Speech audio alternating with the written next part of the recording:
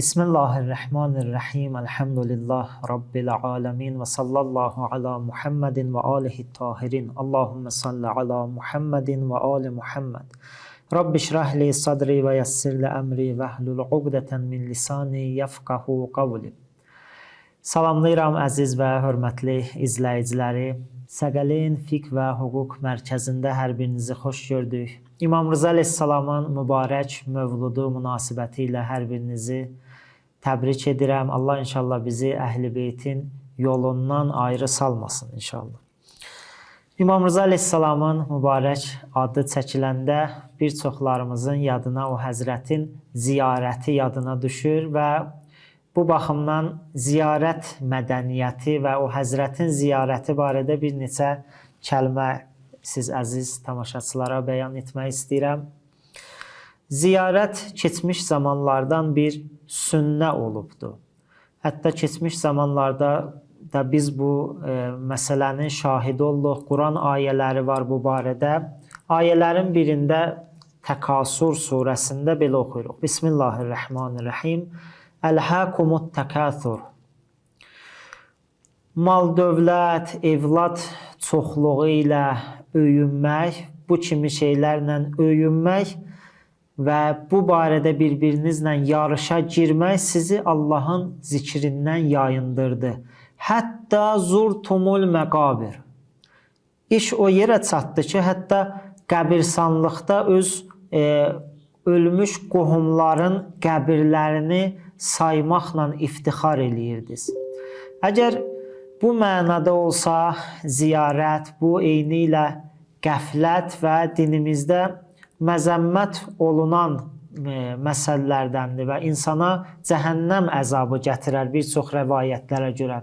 Amma ziyarət dua mənasında, dua etmək hədəfindən olsa, ibrət almaq mənasından olsa, insandan qəfləti uzaqlaşdırmaq naminə olsa, İslam dinində, dinimizdə çox bəyənilmiş bir əməl olmasından əlavə hətta Peyğəmbər sünnəsidir. Tövbə surəsinin 84-cü ayəsində Allah Taala Peyğəmbəri nəhy eləyir ki, münafiqlərin qəbrinin üzərində dayanma. Bu ayədə biz oxuyuruq ki, Allah Taala buyurur, heç vaxt münafiqləri öləndən sonra münafiqlər üçün dua eləmə və onların qəbirləri üzərində dayanma. Bu ayədən tam olaraq aydın olur ki, Allah Taala ziyarəti qadağan eləməyib. Sadəcə münafiqlərin ziyarətini, onların qəbrinin üzərində dua eləməkdən Peyğəmbəri nəhy eləyir. Əks halda əgər belə olmasa, bu qeyd elədiyimiz kimi Peyğəmbər sünnəsidir, Peyğəmbər yoludur və bir çox mənbələrdə hətta Peyğəmbərin möminləri ziyarət etməsi barədə də bizim dəlillərimiz var. Ziyarət məsələsi etiqadla da sıx əlaqəsi olan məsələdir və ziyarətin mənası, fəlsəfəsini açıqlayanda biz bu məsələ bizim üçün daha aydın olacaq. Və məsumların və eləcə də elə bütün insanların, əgər biz dərindən düşünsə, heç bir insan ölmür və sadəcə dünyalarını dəyişirlər, başqa bir aləmə köç eləyirlər və bir növ ölü ziyarət etməyə mənası yoxdur. Yəni, biz ölü ziyarət etmirik və hər bir insan öz zərfiyyətinə uyğun diri sayılır. Peyğəmbər Əkrəmin ziyarətnaməsində belə oxuyuruq. Və izə ləm ulhiquka hayyan fəqəd qəsədduka bədə mautika alimən ənnə hurmətəkə məytən ka hurmətikə hayyan fəkun li bidəlikə indəllahi şahidə. Bu ziyarətnamədə belə oxuyuruq ki, Peyğəmbər Əkrəmə xitab edilir ki, Ya Rəsulallah, əgər səni həyatında sənə qovuşa bilmədiksə, sənin görüşünə müvəffəq olmadıqsa, indi səni qəsd edirik və etiqadım budur ki, etiqadımız budur ki, ölümündən sonra sənə ehtiram qoymaq, həyatında qoyulan ehtiram kimidir və bu baxımdan Allah yanında mənim bu halıma şahid ol. Ziyarətin fəlsəfəsini bir növ onun mənasından da biz dərk eləyə bilərik. Ziyarətin mənasına qısa olaraq işarə eləyə və onun daxilində onun fəlsəfəsi də elə bir növ yatmış hesab olunur. Ziyarət ərəb kəlməsidir və bir növ görüş mənasındadır. Sadəcə insanın qəsdi ilə yanaşı olan görüş. Və çünki bu kəlmənin kökündə lüğətşünaslar qeyd ediblər ki, bir meyl də yatır. İnsanın o qarşı tərəfə meyli də var. Və ona görə qəsd ki deyirik, bu görüş qəsdlə birgədir. Və bir növdə üz çevirmə də var bu sözün kökündə. Başqasından üz çevirib ziyarət olunana elə bil ona tərəf meyl edirik, yönəlirik.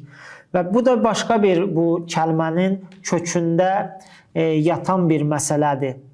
Yəni sanki ziyarət eləyən başqalarından üz çevirir və ziyarət edilənə tərəf yönəlir, ona meyl göstərir.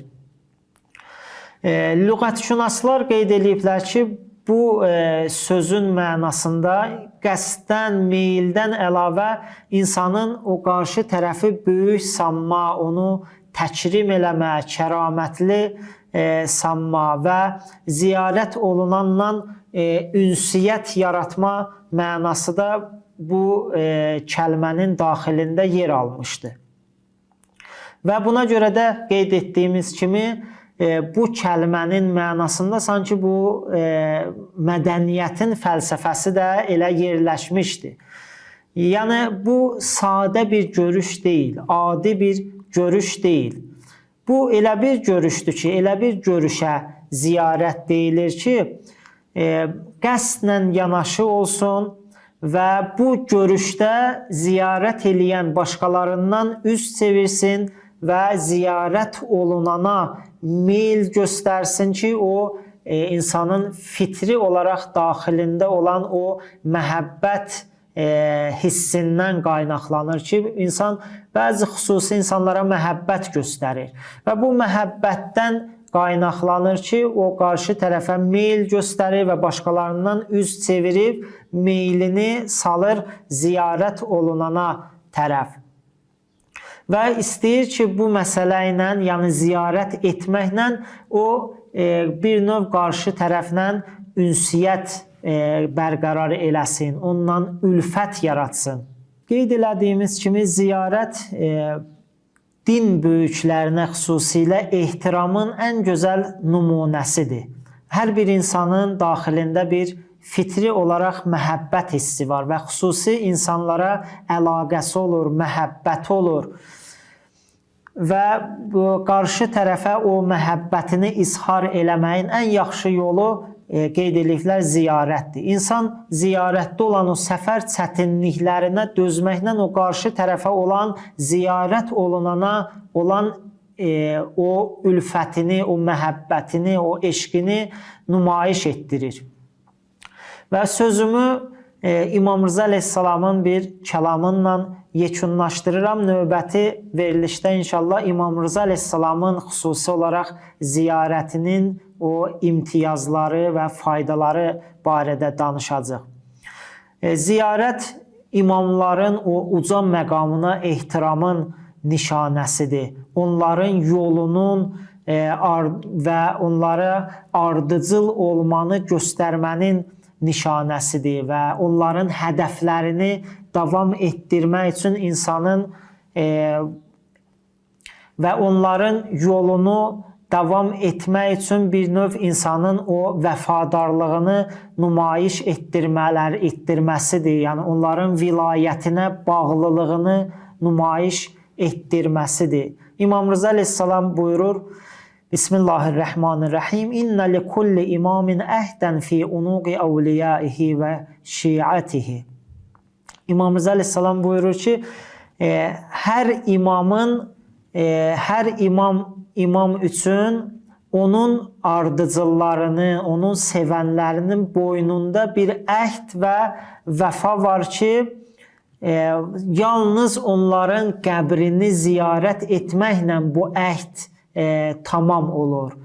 Allah inşallah bizi də vilayətə və imamətə qarşı həm onların sağlığında, həm onların dünyadan köçəndən sonra, dünyalarını dəyişəndən sonra vəfalı olanlardan qərar versin inşallah və bizi dünya və axirət Əhl-i Beytdən, xüsusilə mövludu olan İmam Rıza əleyhissalamdan ayrı salmasın. Sağ olun, salamat qalın.